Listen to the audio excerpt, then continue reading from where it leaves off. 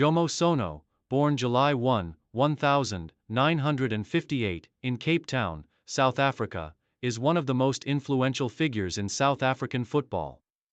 Raised in a working-class neighborhood, Sono's early years were shaped by a deep passion for sports, particularly football. His parents, while not directly involved in football, were supportive of his athletic pursuits, allowing him to foster his love for the game from a young age. It was his natural talent and flair for football that set him apart, and soon he was recognized for his exceptional skills on the field. Jomo Sono's playing career began in the youth teams of various local clubs in South Africa. His breakthrough came when he was signed by Cape Town City, a club that would mark the beginning of his professional career. Known for his speed, agility, and technical ability, Sono quickly rose through the ranks. His playing style, a blend of creative midfield play and flair, made him one of the most exciting players in South African football. In the late 1970s, Sono's potential caught the eye of scouts from America's North American Soccer League, NASL, and he made the bold decision to move abroad. He signed with New York Cosmos in 1977. A decision that would dramatically shape his future. At Cosmos, he played alongside some of the world's best players, including Pelé, who had a profound influence on Sono's development. His time with the Cosmos in the NASL helped Sono grow as a player, exposing him to the tactical nuances of football at the highest level. Sono's playing career was not limited to his time in the United States.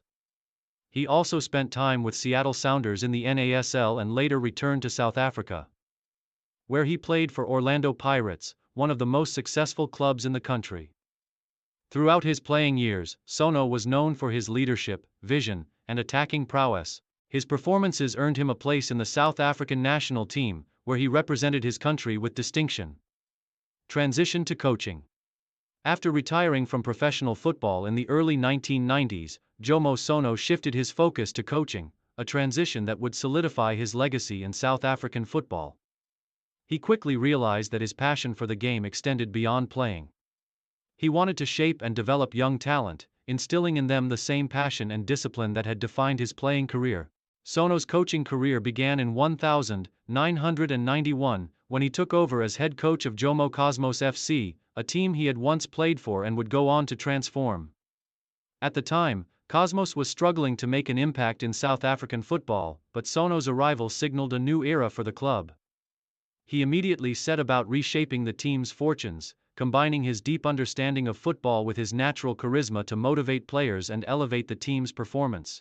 His coaching philosophy focused on discipline, flair, and technical development.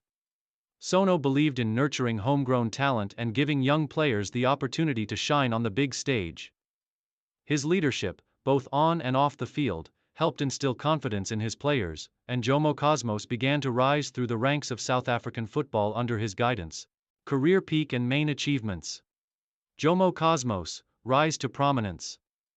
Under Jomo Sono's stewardship, Jomo Cosmos FC became one of the most respected teams in South African football. Sono's influence was undeniable, and he used his extensive playing experience to develop a style of football that was both dynamic and attacking.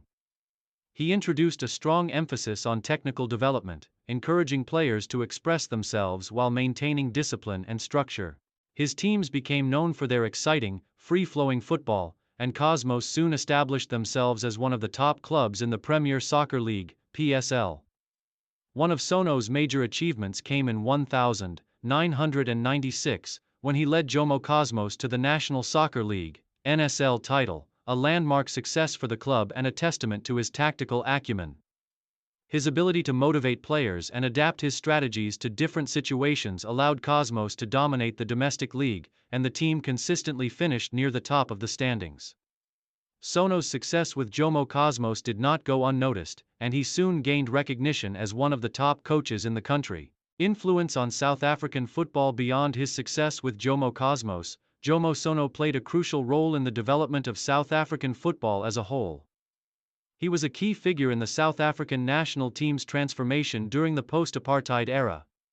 After South Africa's re-entry into international football following the end of apartheid, Sono's influence helped shape the new direction for the national team, particularly as they began to qualify for major tournaments, such as the FIFA World Cup and the Africa Cup of Nations. While Sono did not take charge of the national team for an extended period, he contributed to the evolution of South African football by being a consistent presence in the local scene.